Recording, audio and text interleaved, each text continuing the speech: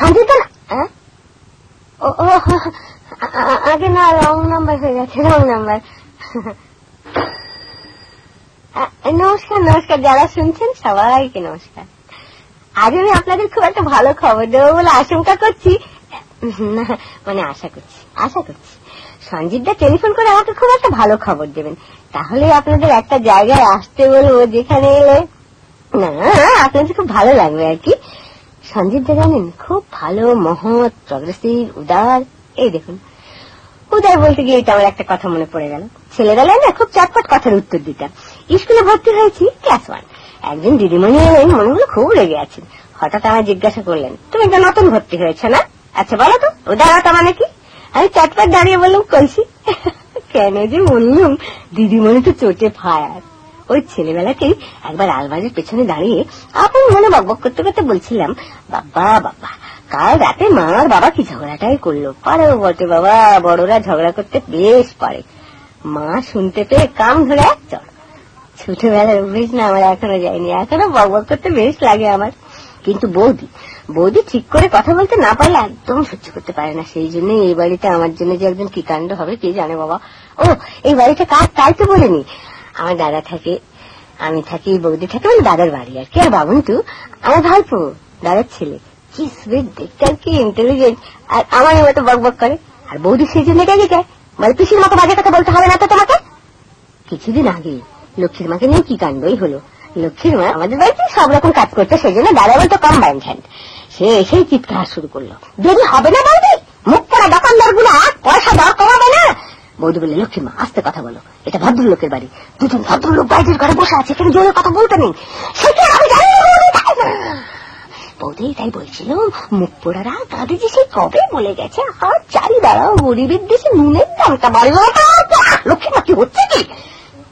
যাই হোক, লক্ষ্মীর মতো আস্তে কথা বলে শেখাতে পারলো, জুতো চেনানো গেল না কিছুতেই।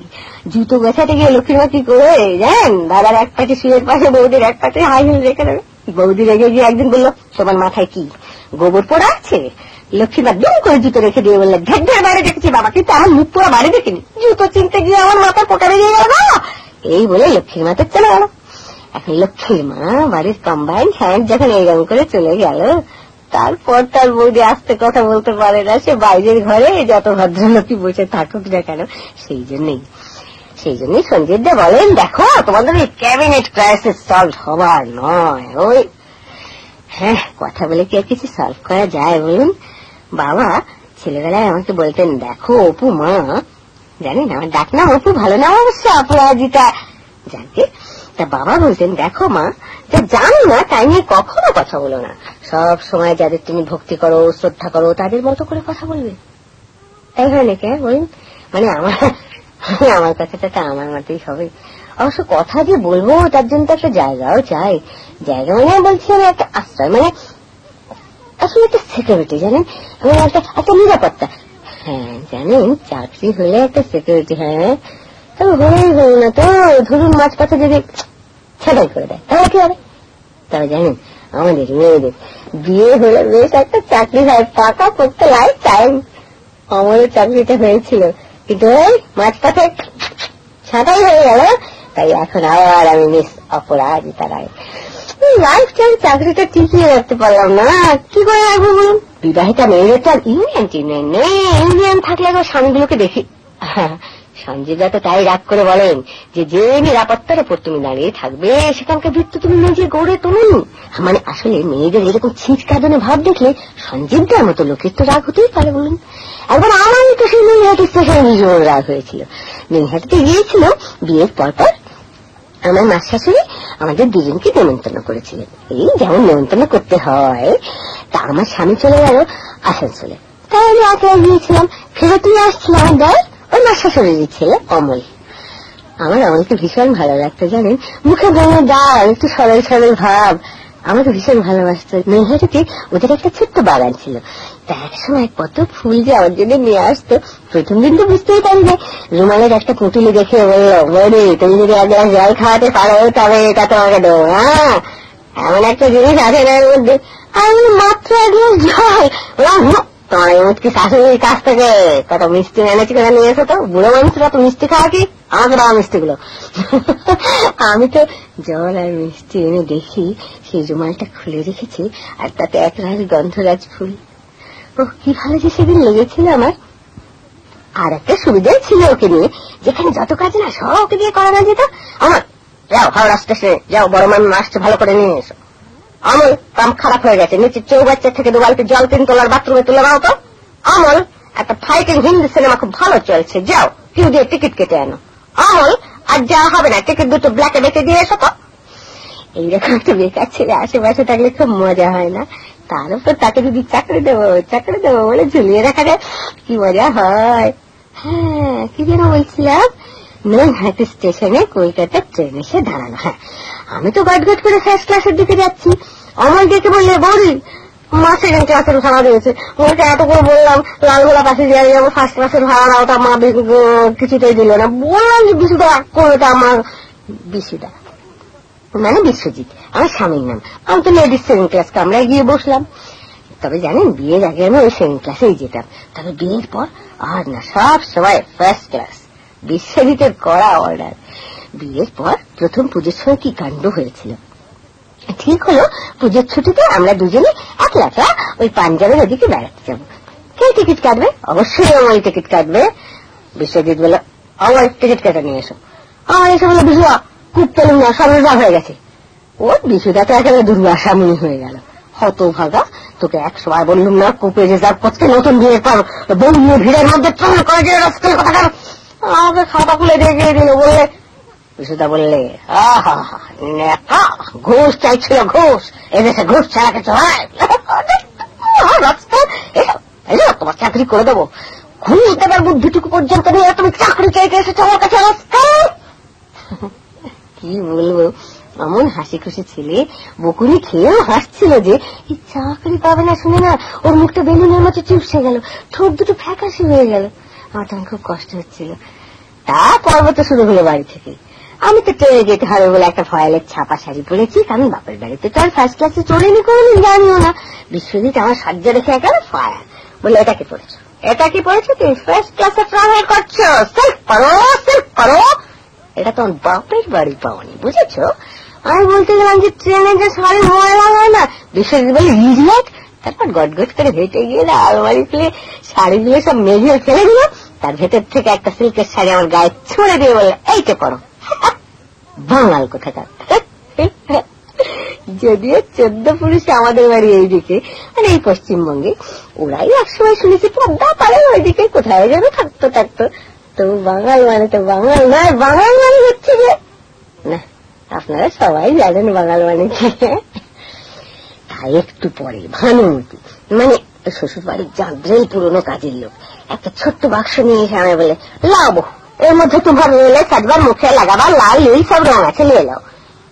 আমি ভয় বললাম, তোমার দাদাবুর লাগেজ কম করতে বলেছি ভানুমতি, আমরা কুপে পাইনি, ভিড়ের মধ্যে আমাদের কষ্ট করে গাড়াগাড়ি করে যেতে হবে জানো। ভানুমতি হেসে গড়িয়ে পড়লো, বলে, ভিড় যে যত বাড়বে সাজ भी তত বাড়বে গো, এই ঘরের দোস্ত জলদি জলদি শিখে লাও বাপু। আরামে গিয়েছিলাম। দিনের বেলায় 2-4 জন লোক উঠছেটা উঠবে না তো ওরাই বা কোথায় যাবে বলুন। আমি তো আমার সিটটা বিছানা করে বসে এক দৃষ্টি জানলা দিয়ে বাইরে তাকিয়েছিলাম। ট্রেনে জানলা দিয়ে তাকিয়ে থাকতে ভীষণ ভালো লাগে না বলুন? মনে হয় সবকিছু দৌড়ে দৌড়ে পিছনে চলে যাচ্ছে, কখনো একটা গ্রাম, ব্রিজ, ছোট স্টেশন, সব কি মজা লাগছিল। এর আগে একটা না অত দূর তো কখনো যায়নি। আমার ওপাশের বাড়িতে আমার কি বয়সে বেশ বড় এক মহিলা যাচ্ছিলেন। তা তিনি রাত্রে দেখলাম ম্যাক্সি ট্যাক্সি পরে শুয়ে পড়লেন। তারপরে স্টেশন আসবার আগেই সকালবেলা উনি বাথরুমে চলে গেলেন। ফিরে আনলাম একেবারে ম্যাক্সি পাল্টে শাড়ি পরে লিপস্টিক লাগিয়ে একেবারে ফ্রেশ হয়ে। আমি তো অবাক হয়ে তার দিকে চেয়ে ভাবছি, আচ্ছা সকালে বাথরুমটা যে পরিমাণ নোংরা দেখলাম, কোন কায়দায় উনি ম্যাক্সি পাল্টে শাড়ি পরলেন।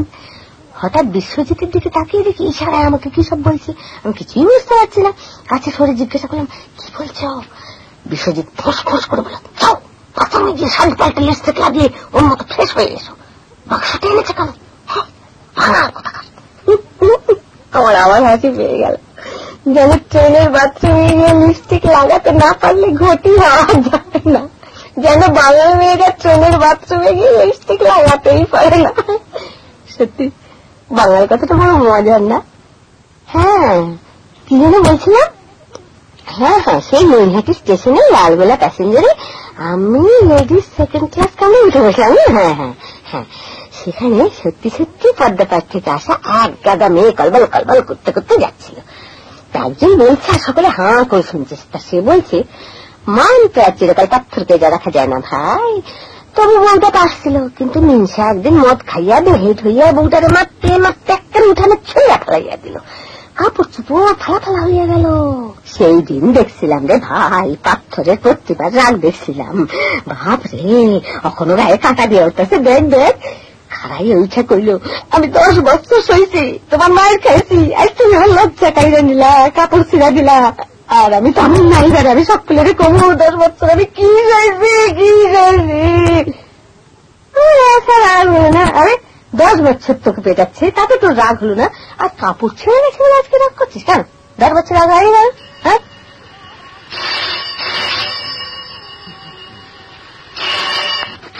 হ্যালো, কে? প্রতিভা রায়? না, বাড়িতে নিয়ে বেরিয়ে গেছেন। হ্যাঁ, আমার নামে টেলিফোন, কিন্তু হ্যাঁ আমাকে বলতে পারেন। হ্যাঁ বলুন, কি? মা, কি অসভ্যতা! দেখুন বদমাস কোথাকার, দেখুন এই সমস্ত কথা বলতে লজ্জা করেন আপনাদের? অসভ্য! এই সমস্ত লোকগুলো না খারাপ খারাপ, জানেন? টেলিফোন গাইডে মেয়েদের নাম দেখে দেখে আর বিরক্ত করছে। বউদিনে বাড়ি হারিয়ে কি দরকার ছিল নিজের নামটা গাইডে রাখবা?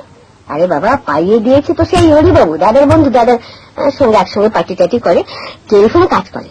সে এক ইতিহাস জানেন। একদিন দাদা অফিস থেকে এসে বলে, বুঝলে প্রতিভা, টেলিফোনটা বোধহয় হয়ে যাবে। হরিতে অ্যাপ্লিকেশনের ফর্ম টর্ম সব দিয়ে দিল। বলতে গেলে, তাই নাকি? হরিবাবু বলছিল কি জানো, আমার নামে টেলিফোনটা রাখার খুব সুবিধা হবে। দাদা বলে, তাই নাকি? বলেছে নাকি হরি? না, তোমার নামে রাখার ক্ষতি নেই, তবে আমি তো গভর্নমেন্ট সার্ভেন্ট। আচ্ছা, জিজ্ঞাসা করবো তো হরিকে। জিজ্ঞেস করে কি হবে? এখনো বাবা নাই, বাইরে নিজের নাম দেখতে এত ভালো লাগে না। এই হ্যাঁ, আহা, তোমার নামে রাখা হবে, আমার নামে রাখা হতো, তাই এখনো বাবা? দাদা বললে, ভেবে দেখছি। ভেবে দেখলে ফালতু শুনলেন? কেউ হয়তো টেলিফোন করে বলবে, চলুন না কোথা বেরিয়ে আসি, বেশ মজা করা যাবে। আপনার কোনটা সুন্দর? চোখ, মুখ, নাক? না মানে অসভ্য অসভ্য। আবার যখন শুনবেন আমি আপনাকে ভালোবাসি, তখন নির্ঘাত ছাড়বে না বাঙালি। কারণ বাঙালিরা ভালোবাসি বলতে জানে না, বলে I love you, I love you. না, এই ট্রামে বাসে টেলিফোনে কত রকম অসভ্যতা হয় যে সহ্য করতে হয় আমাদের। এখানে যত রাজ্যের লোক, মানে সমস্ত প্রভিন্সের লোক সব, মানে এইখানেই আমাদের জাতীয় সংহতি। না না, সঞ্জীব দা বলেন। ও মা, সঞ্জীব দা কে? তাই তো আপনাদের বলা হয়নি। সঞ্জীব দা দাদার বয়োজ্যেষ্ঠ বন্ধু, একসময় দাদাদের পার্টিতে ছিলেন, তারপর পার্টি করে ছেড়ে গিয়েছেন। স্বাধীনতার আগেও উনি জেলে গেছেন, পরেও গেছেন। সঞ্জীব দা বলেন, সব মানুষের জীবনে একটা প্রিন্সিপাল থাকা চাই, যে মানুষের প্রিন্সিপাল নেই সে মানুষ মানুষ নামেই যোগ্য নয়। আর অন্য লোকের এত উপকার করেন না সঞ্জীব দা। একবার সঞ্জীব দার কাছে গিয়ে দাঁড়ালেই হলো। একবার তো দাদাকে কিভাবে বাঁচিয়েছিলেন। সঞ্জীব দা তখন পার্টি করা ছেড়ে দিয়েছেন, কিন্তু দাদা জোর পার্টি করে, জোর পার্টি করে। এই দাদা পালিয়ে বেড়াচ্ছে, পুলিশ দাদাকে খুঁজছে, মা কাঁদছে। পুলিশ ধাক্কা লাগে ভেঙে দিল, মা কাঁদতে লাগলো। এইরকম সময়ে একদিন অনেক রাত্রে দাদা গিয়ে সঞ্জীবদার বাড়িতে উপস্থিত। সঞ্জীবদা তো অবাক, অবশ্য তুমি এত রাতে? সঞ্জীবদা, আজ রাতটা আমাকে এখানে থাকতে দিতেই হবে।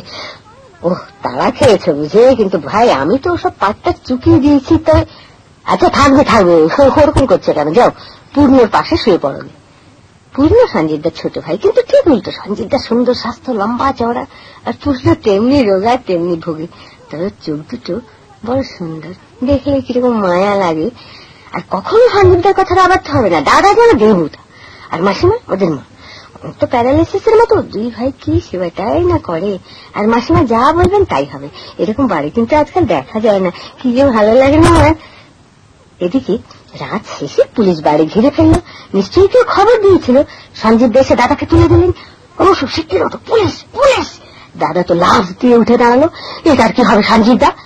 দাদার হাতে একটা রিভলভার। সঞ্জীব দা তো ওটাকে নিয়ে বললেন, এটা তুমি কোত্থেকে পেলে? আমার কাছে রাখতে দিয়েছে। আচ্ছা আচ্ছা, শোনো, এটার ভাড়া আমার। তারপর সঞ্জীব দার পূর্ণ মিলে দাদাকে বাড়ির চাকর বড়াই মাইকি সাজিয়ে দিল। ভাগ্যিস তখন চাকরটা দেশে গিয়েছিল। পুলিশ তো সারা বাড়ি তছনছ করে কোথাও কিচ্ছু করে না।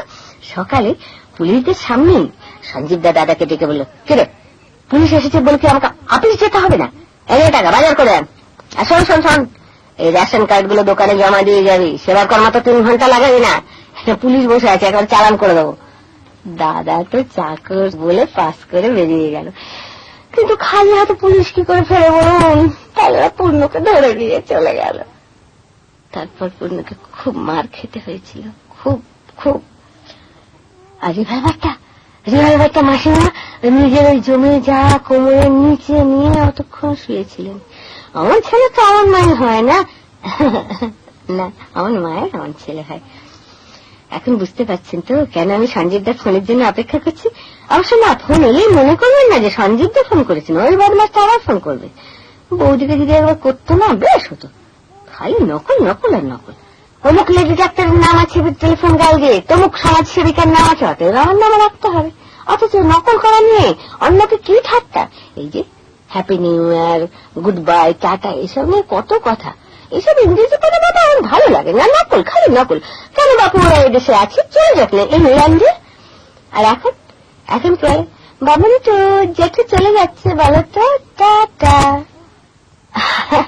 আর গত 1 জানুয়ারি করে এলো নিউ ইয়ার। তার একটা ছেলেবেলার বন্ধু কোন কোম্পানিতে বিরাট চাকরি করে জানেন। আর যত বড় চাকরি করে না তত বড় একটা ভুল। এখন খুব যাতায়াত করছে। হ্যাঁ, আমার মনে হয় ওদের কোম্পানিতে দাদার ইউনিয়ন খুব স্ট্রং, তাই জন্য দাদাকে। তা সে হঠাৎ একদিন এসে বললে, তোর অংশ তোদের পাত্তা নেই। আরে প্রতিভা, কোথায় ছিল তোমরা? তুমি আর পিউ হচ্ছে আর বউয়ের নাম এমন করে বললে না, আমার মনে হলো বউ।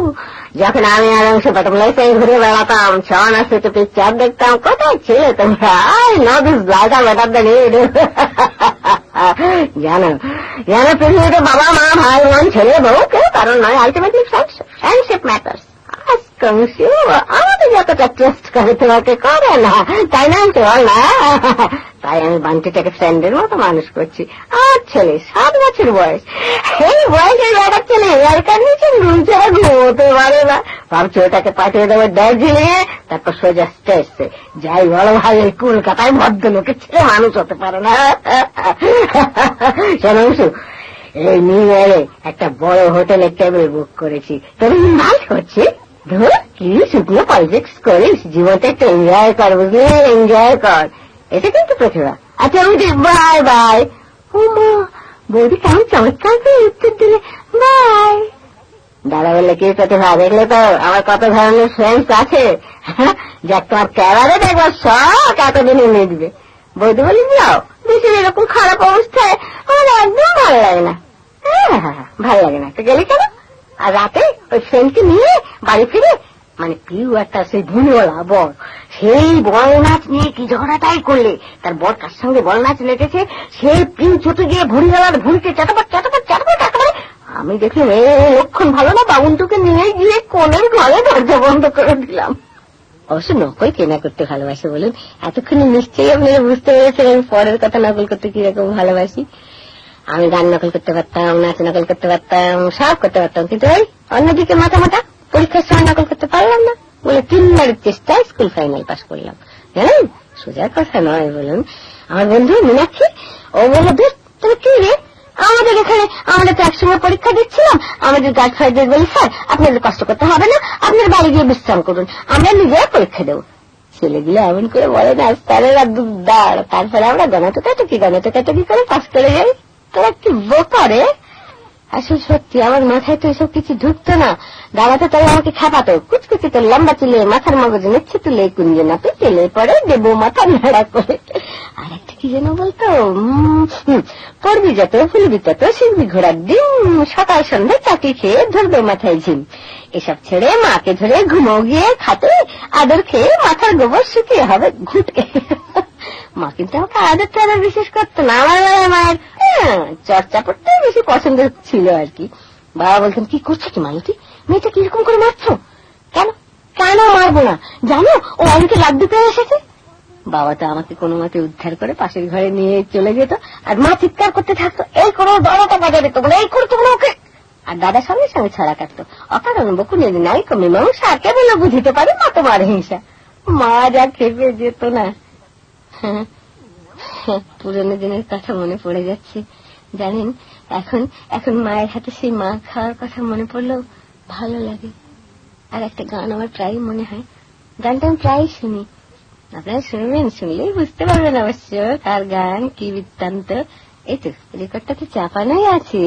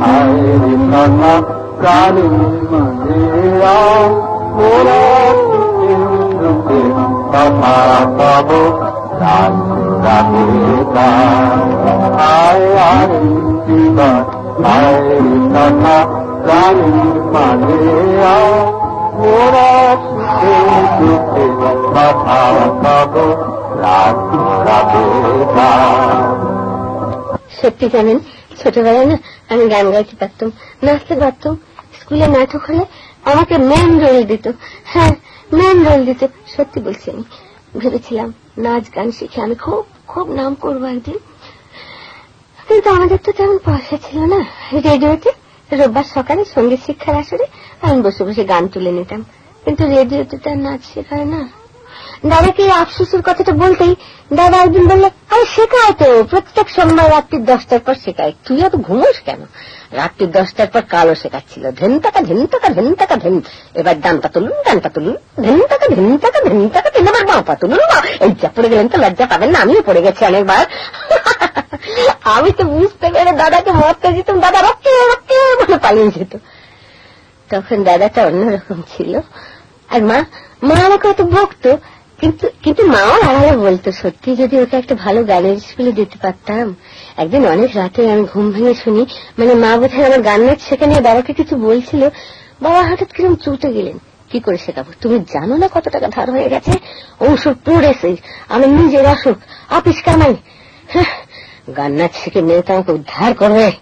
আমাদের দেশে ফাইন আর্ট শিখতে গেলে পয়সা লাগে মালতী, পয়সা জানেন। আমি প্রত্যেক বছর না পুজোর সময় পাড়ায় ওই যে অভিনয় হয় না, আমি নাটকে পাঠ করতাম, মানে অভিনয় করতাম আর কি। বাবা হঠাৎ বারণ করে দিলেন ওসব যেন করতে আর না যায়। আমি জানি মালতী, ওকে যদি শেখাতে পারতাম একদিন হয়তো নাম করতো, আমাদের গর্ব হতো, কিন্তু সব স্বপ্ন তুলে রেখে দাও মালতী। তার চেয়ে শেখাও, ওকে ঘর কন্যার কাজ শেখাও, যাতে বিয়ের পর 5 জনকে নিয়ে ভালো করে ঘর সংসার করতে পারে। মা আমাকে খুব ভালো করে ঘর সংসারের কাজ শেখালো, কিন্তু সুখ শান্তি হলো না। বিশ্বজিতের এক বন্ধুত্বী বলেছিল, মা খুব যে বলেছিল ঘর সংসারের কাজ জানে, ও মা বাটিক ইকাবানা কিছুই তো জানে না, কাজের মেয়ে হলো কি করে গো। ওর বন্ধুরা হেসে বলতো, এ কিরকম বিয়ে করে বিশ্বজিৎ, ড্রিঙ্কস ফ্রিঙ্কস মেশাতে জানা, একেবারে গাঙ্গা। তখন আমার এত অপমান বোধ হতো। ওদের বাড়িতে থেকে না পারলাম ড্রিঙ্কসের সাথে, না পারলাম ওদের সঙ্গে মিশতে, একদিন আউট হয়ে বেরিয়ে চলে এলাম। আর এরকম হলে, মানে ভালোবাসতে গিয়ে না পারলে বড় কষ্ট হয় আমার। আর তখন আমার চিনি দাদুর কথা মনে পড়ে। সেবারে আমরা যখন দেওঘরে বেড়াতে গিয়েছিলাম, চিনি দাদু মানে মায়ের সম্পর্কের মামা আর কি, তার সঙ্গে দেখা হয়েছিল। কি পণ্ডিত লোক, প্রত্যেক বিষয়ে ওর অসম্ভব জ্ঞান, অথচ উনি ছিলেন অঙ্কের প্রফেসর, আইনস্টাইনের ছাত্র। ওই যে কি যে রিলেটিভ না কি একটা আছে না, উনি অনেক প্রবন্ধ লিখেছিলেন আর কি। তা আমার আবৃত্তি শুনে বললেন, দিদি তোমার উচ্চারণ তো স্পষ্ট হয়নি, সংস্কৃত আবৃত্তি করবে তাহলে। প্রথমে আমার মনে হয়েছিল আমি বলে কত জায়গা থেকে কাপ পেয়েছি, বেদল পেয়েছি, আর উনি বলতে এসছেন যে, কিন্তু ওর মুখের দিকে চেয়ে মনটা কেমন হয়ে গেল। না, এই লোকের উপরে রাগ করা যায় না, শ্রদ্ধাই করা যায়। আমাকে কয়েকটা সংস্কৃত শ্লোক শিখিয়েছিলেন। আর চিনি দিদি, চিনি দাদুর স্ত্রী, কি সুন্দর দেখতে ছিলেন, এত সুন্দর হাসতেন। আর তখন তো আমার মাত্র 13-14 বছর বয়স, ওই বয়সে বুঝতে পারতাম। চিনি দিদি যতবার চিনি দাদুর দিকে তাকাচ্ছেন, যেন নিজের হৃদয়টা 2 চোখের দৃষ্টির মধ্যে এনে চিনি দাদুকে দেখছেন। জানেন, বিয়ের পর না আমি প্র্যাকটিস করে দেখেছিলাম, ভীষণ শক্ত। তাই তো আমার মন খারাপ হয়ে ওদের কথা মনে পড়ে। দূরাদর্শ চক্র নিভস্ত তন্নে কামাল তালি। এইবার নিশ্চয় সঞ্জিতদা। না, শীতের মাস্টার তো হতে পারে। দেখি। হ্যালো, কে?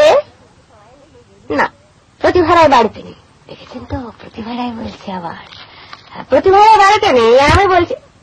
তখন থেকে বদমাইশি করা হচ্ছে না? অসভ্য। সুপ্রিয় বাবু, সুপ্রিয় বাবু, ছাড়বেন না। মানে আপনি কেন বদমাশ হতে যাবেন সুপ্রিয় বাবু? শুনুন। হ্যাঁ, একটা অসভ্য লোক ফোন করে আমাকে, হ্যাঁ, তা ওই প্রতিভা বলছিল। তাই বুঝতে পেরেছেন তো? রাগ করেনি বলুন। দাদা বৌদি বেরিয়ে গেছে। হ্যাঁ, বাবুটুকু নিয়ে গেল। আপনি তো সবই জানেন, কোনদিন নিয়ে যায় না। জানেন আজকে কি হলো যে বৌদির? মানে আপনি তো জানেন যে বাবুন তো হেপাটাইটিসের পরে আমি ওকে বলতে গেলে মানুষ করেছি। তা বৌদি, না আপনি বলুন। হ্যাঁ, তাই তো। হ্যাঁ বলুন। বৌদি টেলিফোন করবার কথা ছিল, তাই তো? রাগ হওয়ারই কথা। আমি বলবো যে শিগগির সুপ্রিয় বাবুকে ফোন করো, উনি রেগে গেছেন। রাগের কথাটা বলবো না? ঠিক আছে, বলবো না। ও এবার ওই বাড়িতে এসেছেন, বলুন। 35202। হ্যাঁ, আমি এলেই বলে দেবো। হ্যাঁ, 2 ঘন্টার মধ্যে নিশ্চয়ই আসবে। না ভুল হবে না, তো বললেন 3522। হ্যাঁ, ঠিকই বলেছেন, লিখে নিচ্ছি। 35200। হ্যাঁ, লিখে নিচ্ছি। 35। হ্যাঁ, নিশ্চয়। আর শুনুন না, বাবুনটা তো হেপাটাইটিস থেকে উঠেছে, বাইরে কিছু তো খেতে পারবে না। তাছাড়া এতদিনের মধ্যে আমাকে ছেড়ে এতক্ষণ থাকেইনি কখনো। একবার কি হয়েছিল জানেন, একটা বিয়ে বাড়িতে গেছি, তারপরে হ্যালো কেটে দিয়েছে। এইসব লোকগুলোকে না আমি দুচক্ষে দেখতে পাই না। নিজের কথা ফুরিয়ে গেল, বাস হয়ে গেল, অপরের কথা সোমবার ধৈর্যটুকু পর্যন্ত নেই। ইচ্ছে করছে। দেখি সঞ্জীবদা এখনো ফোন করলেন না আপনাদের। আমি ততক্ষণ একটা জিনিস মুখস্থ করি, আপনারা একটু ধৈর্য ধরুন না, একটু শুনুন। ওই যে বলছিল না আপনাদের একটা জায়গায় যেতে বলবো, তার জন্য না এগুলো আমাকে মুখস্থ করতে হবে। এই যে একটা নাটকে একটা জায়গা আর কি, নাটকটার নাম ঘটক। তা মা আর পাপি, আচ্ছা আমি 2টো ভূমিকায় করে রাখি, নাহলে আবার না পারলে না সঞ্জীবদা প্রেস্টিজ গমন। এই যে মা পাপিয়াকে বলছে, পাপিয়া মা। এই যে মা, আমি এখানে বাগানে। এখন তো তোমার দোলনায় দুলবার বয়স নেই পাপিয়া, এখন তোমার বিয়ের বয়স হয়েছে। যাও, সবাই বিয়ের জন্য মেয়েগুলি যে কি আরম্ভ করেছিল মা, ঘোরা খেলা শুরু করছে। অমন কথা বলো না পাপিয়া, ওটা ঘটক কালচার। সব মেয়ে শুরু করে দিয়েছে। তোমার বাবা তোমাকে বুঝিয়ে বলতে বলেছেন, দেখো যখনকার যা, তোমার বাবা রিটায়ার করেছেন, উপরে নেই, কি করে 5 টাকা জোগাড় করবেন যদি তুমি না ওকে সাহায্য করো? তোমার খুঁড়োলা জুতো কোথায়? তোমার বাবা খুব দুঃখ করছিলেন। পাপিয়ার মুখে একবারও আমি রেশাকুজন শুনলাম না। আমি যে পারি না মা। পারতে হবে পাপিয়া, করো তো মা, রেশাকুজন করো তো। আমি পারবো না, যাও, কেন পারবি না? এই তো এই রাস্তায় হবে পাপিয়া, পান খুলে কর চিহি। অপূর্ব পাপিয়া, অপূর্ব। কোন বাপের বেটা আছে রে যে তোর এই ডাকে সারা না দিয়ে থাকতে পারবে? পাপিয়া এইবার একটি ঘোড়ার মতো না ঘটকের মতো হাঁটে তো মা। হাঁটো। দেখুন, ঘোড়ার মতো হাঁটা কিন্তু খুব শক্ত। দেখি ওটা প্র্যাকটিস করে রাখি, না তাহলে বৌদির হাই হিলটা নিয়ে প্র্যাকটিস করি। বৌদির হাই হিল আমার পায়ে একটু ছোট হয়, তবু আমরা কত কিছুর সঙ্গে অ্যাডজাস্ট করছি বলুন তো। পটল থেকে পেট্রোল, বউ বরণ থেকে বউ পোড়ানো, আর বৌদির জুতোর সঙ্গে অ্যাডজাস্ট করতে পারবো না। হাঁটো তোমা পাপিয়া, হাঁটি পাপা, হাঁটো তোমা পাপা।